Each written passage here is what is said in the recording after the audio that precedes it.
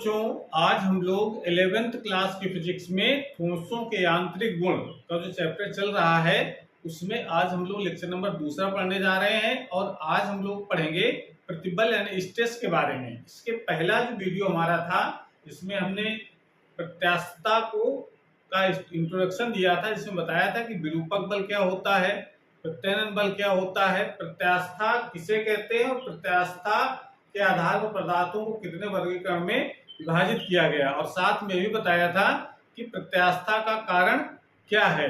ठीक है ना, ये सब कुछ हम लोग इसके पहले वाले यानी पहला जो लेक्चर है उसमें हम लोग पढ़ चुके हैं। तो आज हम लोग दूसरे वाले लेक्चर में पढ़ेंगे प्रतिबल के बारे में, और उसके अगले वाले वीडियो में पढ़ा जाएगा विकृति के बारे में। तो डिटेल में हम लोग प्रतिबल के बारे में जानते हैं कि प्रतिबल किसे कहते हैं और प्रतिबल कितने प्रकार का होता है और उसके फार्मूले क्या है, उसके मात्रक क्या है, वो आज हम लोग सब कुछ जानेंगे। तो शुरू करते हैं। प्रतिबल मतलब होता है स्ट्रेस, इंग्लिश में कहते हैं।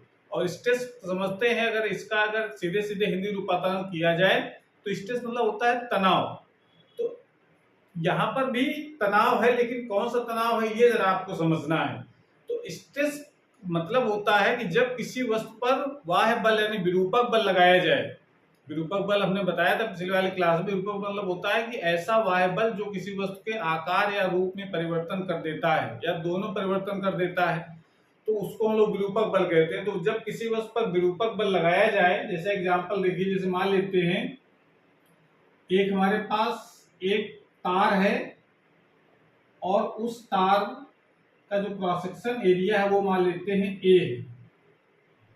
ठीक है, अनुप्रस्थ परिच्छेद का क्षेत्रफल तार जैसे लिया तो उसका ये वाला जो हिस्सा कहलाता है, ये अनुप्रस्थ परिच्छेद का क्षेत्रफल होता है। ये इसका एरिया हो गया। अगर इस पर बाहर से हम बल लगाएं, ये हमारा कौन सा बल कहलाएगा? बाह्य बल, जिसको हम लोग कहते हैं विरूपक बल भी कहा जाता है। ठीक है ना। तो जैसे इसको लगाते हैं तो इसकी लंबाई पहले से बढ़ जाएगी। बढ़ जाएगी नहीं बढ़ जाएगी? अगर बल लगाएंगे तो इसकी लंबाई पहले से मान लेते हैं इतनी बढ़ गई। बल हमने यहाँ लगा रखा है ऐसे, ये वाला वाय बल। तो जैसे इसको खींचते हैं, इसके अंदर अपने आप एक आंतरिक बल उत्पन्न हो जाता है, जिसको हम लोग कहते हैं प्रत्यानयन बल। ठीक है ना, ये इंटरनल फोर्स होता है जो पदार्थ के अंदर या वस्तु के अंदर उत्पन्न होता है, जो इस बाह्य बल को हटा लेने से इस तार को खींच करके वापस फिर उसी पोजीशन में पहुंचा देता है। ठीक है ना, नहीं वापस लौटा देता है, उसको हम लोग प्रत्यानयन बल कहते हैं। तो ये जो प्रत्यानयन जो बल है, जिसको लोग आंतरिक प्रतिक्रिया बल भी कहते हैं, वो कितने क्रॉस सेक्शन एरिया पर लगा हुआ है? भाई जो बल लगाएंगे तो एक पॉइंट लगा, पूरे क्रॉस सेक्शन में लगा होगा। तो प्रत्यानयन बल भी हर पॉइंट पर ऊपर तरफ लगता है। तो एकांक क्षेत्रफल पर कितना प्रत्यानयन बल लग रहा है वो कहलाता है उस पदार्थ पर लगने वाला प्रत्यानयन है, उस पदार्थ पर लगने वाला प्रतिबल। तो प्रतिबल की सिंपल सी परिभाषा दे सकते हैं कि साम्यावस्था। साम्यावस्था मतलब है एकदम यहाँ तक खींच करके रखा है, यानी इक्विलिब्रियम पोजीशन में है, इतना खींचा। तो एकांक क्षेत्रफल पर कितना प्रत्यानयन बल उत्पन्न हुआ, कितना लगाया है, ये परिभाषा में नहीं, कितना प्रत्यानयन बल उत्पन्न हुआ है और उसका एकांक क्षेत्रफल में कितना मान है, वो कहलाता है प्रतिबल। तो प्रतिबल की सिंपल सी परिभाषा आप इस तरीके से लिखेंगे कि साम्यावस्था में किसी वस्तु के अनुप्रस्थ काट के एकांक क्षेत्रफल पर कार्य करने वाले प्रत्यानयन बल को प्रतिबल कहते हैं। प्रत्यानयन बल एकांक क्षेत्रफल पर कितना कार्य करता है उसको प्रतिबल कहा जाता है। तो इसका फार्मूला क्या बनाएंगे? अगर हम क्रॉस सेक्शन एरिया अगर ए मान लें, अब जो प्रत्यानयन बल उत्पन्न हुआ है उसको अगर एफ मान लेते हैं, ठीक है ना। अब इंटरनल या एक्सटर्नल, देखिए दो चीजें यहाँ पर आएगी। इंटरनल जो फोर्स होता है उसके बटे आपको क्षेत्रफल करना है, और न्यूमेरिकल लगाते हैं हम लोग तो बाह्य बल के बराबर भी हम लोग प्रत्यानयन बल को मान लेते हैं। तो ये चीज आपको ध्यान रखना है कि सामान्य अवस्था में या कहा जाता है साम्यावस्था में जो इंटरनल और एक्सटर्नल यानी विरूपक बल और प्रत्यानयन बल, ये दोनों बराबर लेकर के हम लोग चलते हैं। जितना हमने बल नीचे तरफ लगाया उतना ही बल ऊपर तरफ उत्पन्न हुआ है। ठीक है ना। तो ये हमारे सिलेबस में बाह्य बल और प्रत्यानयन बल दोनों इक्वल मान करके ही न्यूमेरिकल लगाए जाते हैं। तो इसमें आपको फॉर्मूला क्या बनेगा, प्रतिबल बराबर प्रत्यानयन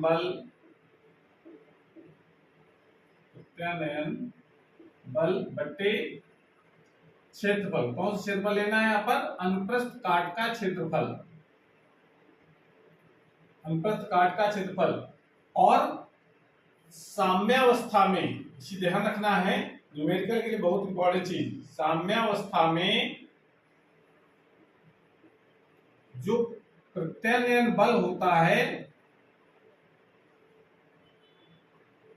वो हमेशा बाह्य बल, बाह्य मतलब विरूपक बल के इक्वल होता है। जो हमने बाह्य बल लगाया है वो उसके बराबर रहता है, इसको विरूपक बल कहते हैं। तो इसका मतलब प्रतिबल का सूत्र हम इस प्रकार से भी लिख सकते हैं, प्रतिबल बराबर प्रत्यानयन बल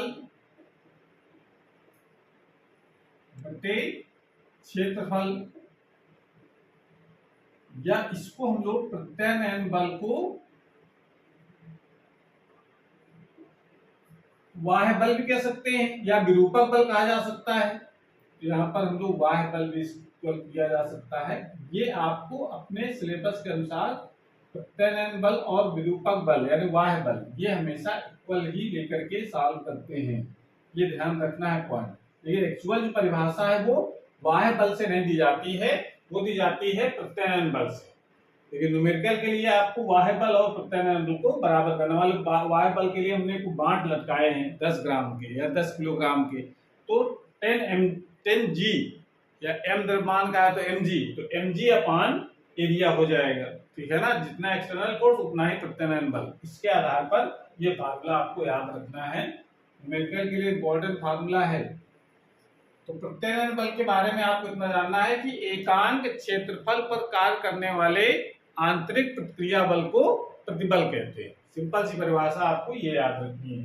दूसरी बात, अब जरा यहाँ पर आ जाओ, प्रतिबल का मात्रक क्या हो जाएगा, प्रतिबल का मात्रक सिंबल के रूप में इसको लिखना चाहे तो हम लोग क्या लिख सकते हैं फार्मूले को, F अपॉन ए, हम लोग इसको यूं बना सकते हैं ना, F अपॉन ए। F एक्चुअल में F होता है, एक्चुअल में आंतरिक बल है जिसको प्रत्यानयन बल कह रहे हैं, लेकिन न्यूमेरिकल में हम ये मान चलते हैं कि प्रत्यानयन बल और बाह्य बल दोनों बराबर होते हैं। तो F की जगह पे mg भी लगा सकते हो, mg अपॉन ए कर सकते हैं। ए जो भी क्रॉस सेक्शन एरिया होगा उसका वो यहाँ पर ए यूज करेंगे। तो ये फार्मूला प्रत्यानयन बल का होता है, प्रत्यानयन बराबर F अपॉन ए, ये आपको फार्मूला याद रखना है। उसके बाद जरा प्रतिबल का जरा मात्रक देखो, बल का मात्रक, बल का मात्रक एसआई पद्धति में क्या होगा, एसआई पद्धति में प्रतिबल का मात्रक एसआई पद्धति में बल बटे क्षेत्रफल न्यूटन प्रति मीटर स्क्वायर हो जाएगा, न्यूटन प्रति मीटर स्क्वायर, या इसका दूसरा भी नाम हम लोग यूज करते हैं पास्कल। पास्कल जो दाब का मात्रक होता है वही मात्रक यहाँ पर भी हम लोग यूज कर लेते हैं, लेकिन ध्यान रखना है क्योंकि दाब बराबर बल बटे क्षेत्रफल होता है, F अपॉन ए लिखा जाता है, लेकिन यहाँ पर प्रतिबल और दाब ये दोनों इक्वल नहीं है। प्रतिबल अलग होता है और दाब अलग होता है। दाब का मतलब होता है एकांक क्षेत्रफल पर लगने वाले बाह्य बल को दाब कहते हैं, और यहाँ पर एकांक से लगने वाले आंतरिक प्रतिक्रिया बल या प्रतिबल को हम लोग आंतरिक प्रत्यानयन बल को प्रतिबल कहा जाता है। तो ये अंतर है दोनों में। दाब का मतलब होता है एकांक क्षेत्रफल पर लगने वाले बाह्य बल, जो हम लोग खींचने में जो लगा रहे हैं बल, उसको एकांक से कितना लगा रहे हैं वो कहलाता है दाब, और एकांक से कितना आंतरिक बल जो उत्पन्न हुआ है जिसको हम लोग प्रत्यानयन बल कह रहे हैं वो कितना उत्पन्न हुआ वो कहलाता है प्रतिबल। तो ये चीज आपको दोनों मंत्र समझ याद करना है। और दूसरी बात, अगर हम उसको बात करें सीजीएस पद्धति में क्या होगा, सीजीएस पद्धति में न्यूटन से क्या हो जाएगा, डाइन प्रति सेंटीमीटर। तो ये प्रतिबल का मात्रक एसआई पद्धति न्यूटन मीटर स्क्वायर या एमकेएस पद्धति में भी न्यूटन प्रति मीटर स्क्वायर या उसको पास्कल कहते हैं, और सीएस पद्धति में डाइन होता है। और प्रतिबल की जगह विमा क्या होगी? प्रतिबल की विमा यानी विमी सूत्र। अब विमी सूत्र अगर लिखना चाहे तो क्या लिखेंगे? बल की विमा क्या होती है? एम एल टी माइनस 2 और क्षेत्रफल की होती है एल स्क्वायर। इसको सॉल्व करेंगे, ये हो जाएगा M L minus 1 T minus 2, ये इसकी विमा हो जाएगी। क्लियर हुआ? तो ये चीज तो प्रतिबल के बारे में ध्यान रखना है, लेकिन किस वस्तु में बल जो बाह्य बल है किस प्रकार से लगाया गया है उसके आधार पर प्रतिबल 3 प्रकार का होता है। तो वो जरा समझते हैं कौन कौन से प्रकार है, इसको नोट कर लीजिए पहले।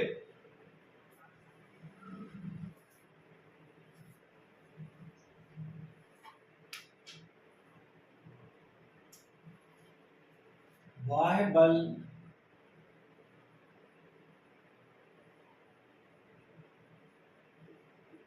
बल के लगाने के अनुसार प्रतिबल 3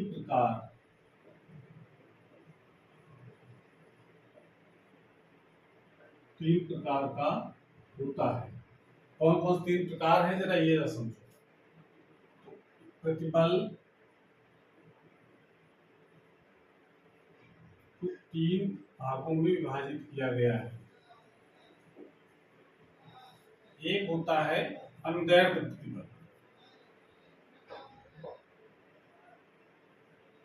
अनुदैर्ध्य प्रतिबल इंग्लिश में कहते हैं इसको लॉन्गिट्यूडिनल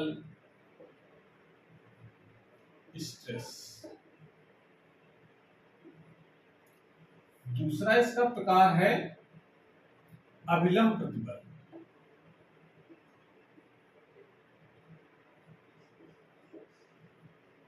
अभिलंब प्रतिबल या इसको कहा जाता है नॉर्मल स्ट्रेस।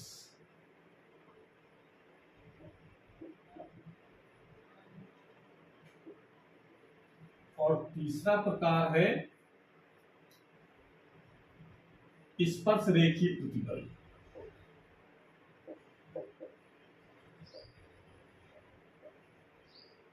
रेखीय प्रतिबल या अपरूपण प्रतिबल। अपरूपण प्रतिबल इंग्लिश में कहते हैं स्पर्श रेखा कहा जाता है टेंजेंशियल।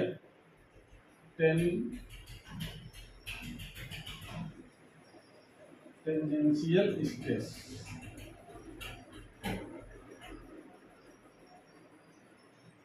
टेंजेंशियल स्ट्रेस या फिर सुना जाता है शियरिंग स्ट्रेस। Shearing stress. इस प्रकार से ये प्रतिबल हमारा 3 प्रकार का हो गया कि बल किस प्रकार से लगाया गया है। अब जरा इसको डिटेल समझते हैं, इसका मतलब क्या है। प्रतिबल जो अनुदैर्ध्य प्रतिबल होता है ये लंबाई बढ़ाने पर ये काम करता है। किसी तार, जैसे तार है, तार की लंबाई बढ़ाई जाए या घटाई जाए तो उस समय जो प्रतिबल उत्पन्न होगा वो कहलाता है अनुदैर्ध्य प्रतिबल। अब चूंकि लंबाई घटाई जा सकती या बढ़ाई जा सकती है उसके आधार पर फिर जो हमारा अनुदैर्ध्य प्रतिबल है ये 2 प्रकार का फिर हो जाता है। लंबाई बढ़ाने के अनुसार अलग, घटाने के अनुसार अलग। तो ये कौन सा प्रकार हुआ? ये कहलाता है तनन प्रतिबल। तनन प्रतिबल। और दूसरा होता है संपीडन प्रतिबल। संपीडन प्रतिबल। तनन प्रतिबल को अंग्रेजी में कहते हैं हम लोग टेंसाइल स्ट्रेस। Tensile stress. और ये होता है कंप्रेसिव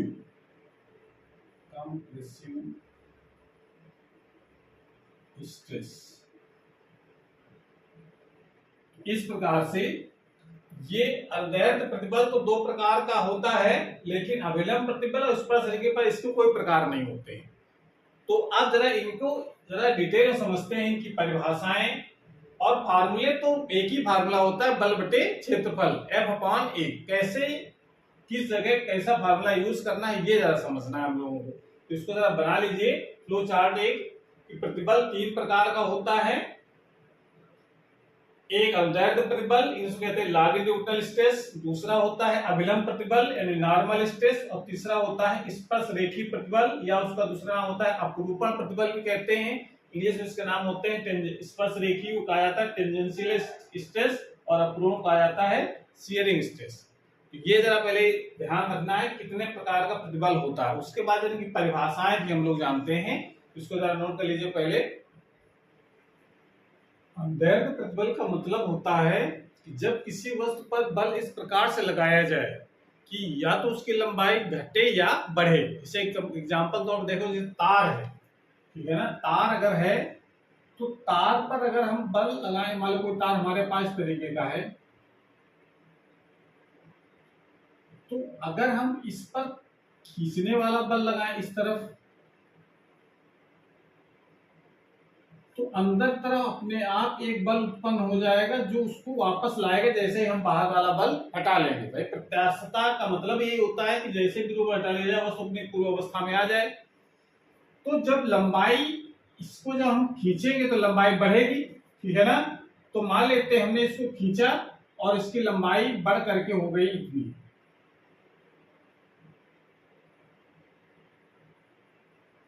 लंबाई इसकी इतनी हो गई। पहले लंबाई कितनी थी L, और इसको खींच करके हमने लंबाई कितनी कर दी L प्लस डेल्टा L, इतनी लंबाई हमने और बढ़ा दी।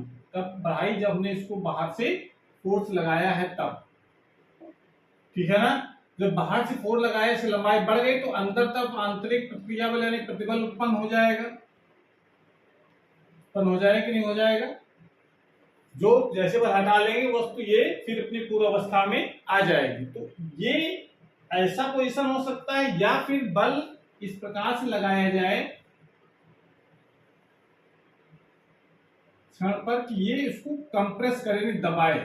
ये बल अगर ऊपर लगाया जाए इस पर, तो ये घट करके छोटी हो जाएगी, इस तरीके की आकृति हो जाएगी इसकी। यानी इसकी लंबाई अगर L मान लें हम, टोटल इसकी लंबाई प्रारंभिक लंबाई L है, और इसको हमने कंप्रेस किया, दबाया इसको बाहर से, तो इसकी लंबाई कम हो गई, हमारी लंबाई घट कितनी हो गई L माइनस डेल्टा L, इतनी लंबाई इसकी बच गई, ठीक है ना। तो इसका मतलब है कि जो अंदर तरफ इसका इस पर बल जो उत्पन्न होगा वो बाहर तरफ लगेगा। हमेशा जो प्रत्यानयन बल है वो बाह्य बल के अपोजिट डायरेक्शन लगता है। तो जो अंदर जो बल उत्पन्न होता है उसको हम लोग कहते हैं प्रत्यानयन बल, और प्रत्यानयन बल एकांक क्षेत्रफल पर कितना लग रहा है वो कहलाता है प्रतिबल। तो अनदैर्ध्य प्रतिबल से मतलब यहाँ पर यह है कि जब विरूपक बल इस प्रकार से लगाया जाए कि उसकी लंबाई में परिवर्तन हो, लंबाई बढ़े या घटे, तो उस समय एकांक क्षेत्रफल पर कार्य करने वाले प्रत्यानयन बल को अनदैर्ध्य प्रतिबल कहते हैं। दोनों सिचुएशन में जो अनदैर्ध्य प्रतिबल का जो सूत्र बनेगा क्या लिखा जाएगा, अनदैर्ध्य प्रतिबल बराबर लगाया गया बल बटे क्षेत्रफल, कितने एरिया में लगाया गया। ये क्षेत्रफल इसका मान लेते हैं A है, ये एरिया जो है वो A है, हम ये मान चले इतना नहीं खींचा है, उसका खींच करके एरिया कम हो गया, एरिया उतना ही है। एकांक क्षेत्रफल पर कितना प्रत्यानयन बल कार्य करता है वो कहलाता है अनदैर्ध्य प्रतिबल। और अगर तार में कोई भार लटकाया जाए तो ये भार बाह्य बल के बराबर भार होगा, और वो प्रतिक्रिया बल के बराबर भी होता है, तो उसका mg/a भी लिख सकते हैं इस चीज को। द्रव्यमान पे लटकाया जाए, मान तार ऐसे सीधा सीधा लटकाया गया ऐसे करके, और उसको नीचे भार लटकाया जाए द्रव्यमान का, तो कितना भार होगा m/g। वो हमारा कहलाएगा विरूपक बल, यानी लंबाई बढ़ाने के लिए लगाया गया है, तो mg/a भी लिख सकते हैं। बात समझ में आ रहा है? तो इसका मतलब आप परिभाषा अंदर इस प्रकार से लिखेंगे कि जब किसी वस्तु पर या तार पर, अंदर प्रतिबल हमेशा तार के लिए ही या कोई रॉड हो उसके लिए लागू होता है, विरूपक बल लंबाई परिवर्तन के लिए लगाया जाता है।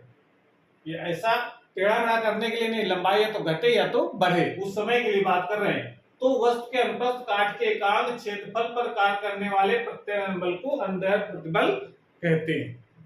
अब चूंकि लंबाई घटने बढ़ने के आधार पर फिर अंदर दो प्रकार का हो जाता है। एक होता है तनन प्रतिबल यानी टेंसाइल स्ट्रेस। तनन का मतलब जब तनाव दिया जाए बढ़ाने के लिए, तो विरूपक बल द्वारा वस्तु की लंबाई बढ़ाने पर, यानी जो वाय बल लगा रहे हैं, विरूपक बल लगा रहे हैं, अगर लंबाई बढ़ रही है उस समय जो अंदर प्रतिबल उत्पन्न होता है उसको हम लोग कहते हैं तनन प्रतिबल। समझ में आ रही है? तो तनन प्रतिबल और इसी प्रकार संपीड़न प्रतिबल की बात करें तो संपीड़न प्रतिबल का मतलब होता है कंप्रेस करना, यानी दबाना, यानी छोटा कर देना दबा करके। तो विरूपक बल विरूपक बल द्वारा शब्द यहां पर आएगा, विरूपक बल द्वारा वस्तु की लंबाई घटाने पर उत्पन्न अंदैर्ध्य प्रतिबल को संपीड़न प्रतिबल कहते हैं। तो जब किसी अगर कोई प्रत्यास्थ वस्तु है उसकी लंबाई घटाएं या बढ़ाएं, दोनों परिस्थितियों में हमारा जो प्रत्यानयन बल उत्पन्न होगा तो एकांक क्षेत्रफल पर जितना उत्पन्न होता है उसको हम लोग प्रतिबल कहते हैं। तो प्रतिबल लंबाई बढ़ाने में अगर उत्पन्न हो रहा है तो अंदैर्ध्य प्रतिबल यूज करते हैं, और लंबाई घटाने में तो भी अंदर प्रतिबल कहलाता है। तो इसी आधार पर दो वर्गों में विभाजित कर दिया गया है इसको, तनन प्रतिबल और संपीड़न प्रतिबल में। बात समझ में आ रही है? तनन प्रतिबल का मतलब जब लंबाई बढ़ाने में, जब लंबाई बढ़ा रहे हो उस समय जो अंदैर्ध्य प्रतिबल होगा उसको हम लोग तनन प्रतिबल कहेंगे। लेकिन तनन प्रतिबल है कौन सा? अंदैर्ध्य प्रतिबल ही होता है। और संपीड़न प्रतिबल भी अंदैर्ध्य प्रतिबल होता है, लेकिन ये लंबाई घटाने पर जो उत्पन्न होता है अंदैर्ध्य प्रतिबल उसको कहते हैं संपीड़न प्रतिबल। तो ये तो बात हो गई हमारे अंदैर्ध्य प्रतिबल की। बात क्लियर हुई? अंदैर्ध्य प्रतिबल का मतलब, अंदैर्ध्य प्रतिबल का मतलब सिर्फ ये कि जब किसी वस्तु पर बल इस प्रकार से लगाया जाए, भाई बलों के आधार पर ही तो कैटेगरी डिवाइड की गई है, और बल अगर इस प्रकार से लगाएं उसकी लंबाई बढ़े या घटे, लंबाई परिवर्तन हो, उस समय एकांक क्षेत्रफल पर कार्य करने वाले प्रतिक्रिया बल को अंदैर्ध्य प्रतिबल कहेंगे। मतलब इसको खींचने में या दबाने में जो प्रतिबल उत्पन्न होगा उसको अंदैर्ध्य प्रतिबल कहेंगे। खींचने में जो उत्पन्न होगा उसको कहते हैं तनन प्रतिबल, और जो दबाने उत्पन्न होता है उसे कहा जाता है संपीड़न प्रतिबल। ये डेफिनेशन है इसकी। और फार्मूले दो सभी के F/A होते हैं, बल बटे क्षेत्रफल। इसको नोट कर लीजिए। उसके बाद दूसरे प्रकार के हम लोग बात करते हैं अविलंब प्रतिबल। अविलंब प्रतिबल का मतलब होता है, इसको जरा समझने के लिए हम ये जरा मानते हैं कि कोई ठोस है, उसको किसी अगर द्रव में डुबाया जाए, मान लो यहाँ पर द्रव भरा हुआ है,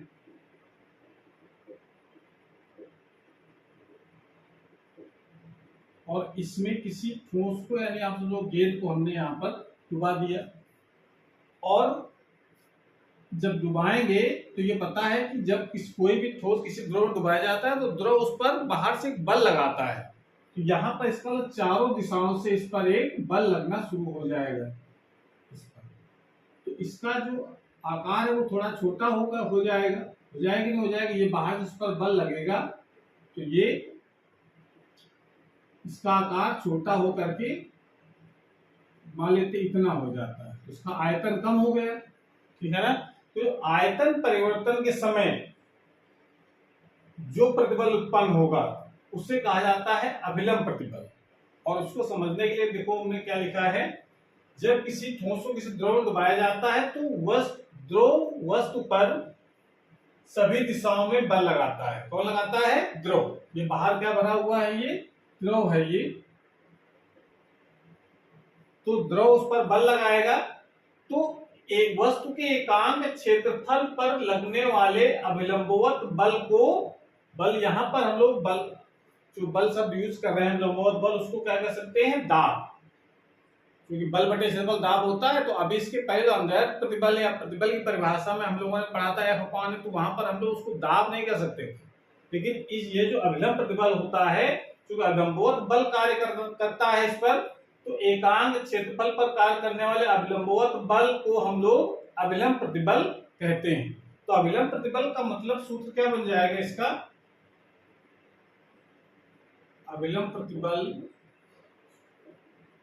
बराबर कितना बल लग रहा है और कितने एरिया में लग रहा है, F अपॉन ए। एकांक क्षेत्रफल पर पूरे एरिया पर अगर बल F लगता है तो एकांक क्षेत्रफल कितना लगेगा, F अपॉन ए, इतना बल लगेगा। इसी को हम लोग कह सकते हैं दाब, ठीक है ना, ये क्या कहलाता है, दाब। तो ये आपको अंतर समझना है कि अभिलंब प्रतिबल में, अभिलंब प्रतिबल को हम लोग दाब के बराबर ले लेते हैं, इसकी जगह हम लोग P यूज कर लेते हैं। तो अभिलंब प्रतिबल की जगह हम लोग P भी लिखेंगे या F अपॉन ए भी लिखा जाएगा, ठीक है ना। तो ये चीज ध्यान रखना है कि परिभाषा का भी कैसे लिखेंगे इसकी, जब किसी ठोस को किसी द्रव में डुबाया जाता है तो द्रव उस ठोस पर सभी दिशाओं में बल लगाता है। एकांक क्षेत्रफल पर लगने वाले अभिलंबवत बल को अभिलंब प्रतिबल कहते हैं। सूत्र इसका भी F अपॉन ए होगा, यहाँ F अपॉन ए की जगह हम लोग P यूज करते हैं क्योंकि अभिलंबवत एकांक पर लगने वाला बल है, ठीक है ना। इस कारण से यहाँ पर हम लोग P यहाँ पर यूज किया जा सकता है। तीसरा इसका प्रकार है स्पर्श रेखीय प्रतिबल या अपरूपण प्रतिबल। इसको जरा समझने के लिए देखो इस तरीके से आपको समझना है। सबसे पहले इसमें आपको ये मानना है कि मान लो हमारे पास कोई एक ठोस है, किसी भी आकार का हो सकता है, धन के आकार का हो या बेलन के आकार का हो। तो ये मान लेते हैं हमारे पास एक बेलन है और इसका ये जो निचला सिरा है किसी मेज पर रखा और फिक्स है ये, ठीक है ना, ये खिसक नहीं सकता है अगर बल लगाएं तो। और बल हमको कहाँ लगाना है, इस पर, इस ऊपरी वाले पृष्ठ पर स्पर्श करना हो, प्रेस नहीं करना है या खींचना नहीं। अगर खींचेंगे या प्रेस करेंगे तो यहाँ अंदर प्रतिबल हो जाएगा। आपको स्पर्श करता हुआ एक बल लगाना है। कितने एरिया में लगाना है, जो इसका एरिया होगा ऊपर, वो एरिया मान लेते हैं ए है, तो इसका आकार कैसा हो जाएगा, ये हमने कहा खिसक नहीं सकता। बल लगाएंगे तो इसका आकार कुछ हमको इस तरीके का दिखाई पड़ेगा,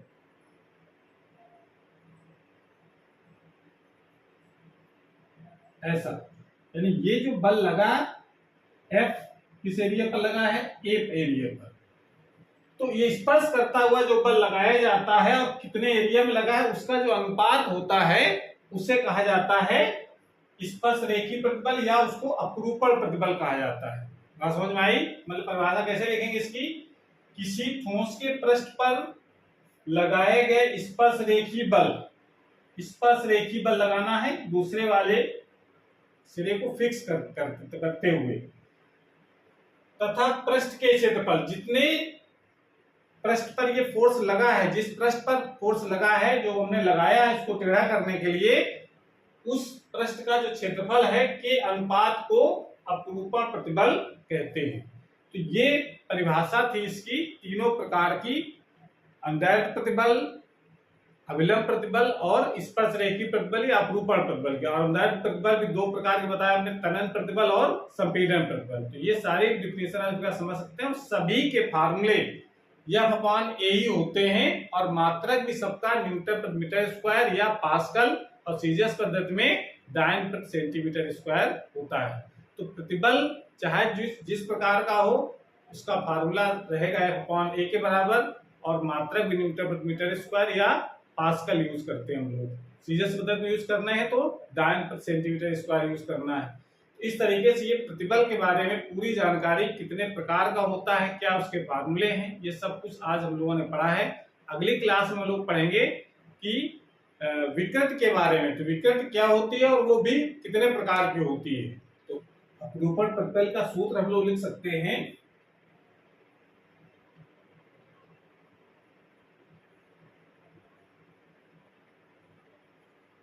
बराबर F अपॉन ए। F कितना बल लगाया गया है स्पर्श करता हुआ और कितने एरिया में लगाया गया, उसका रेशियो जो है वो अपरूपण प्रतिबल कहलाता है। आज की क्लास वहीं पे समाप्त करते हैं। अगली क्लास में हम लोग नए टॉपिक के साथ आएंगे। तब तक पढ़ाई करते रहिए। Best of luck.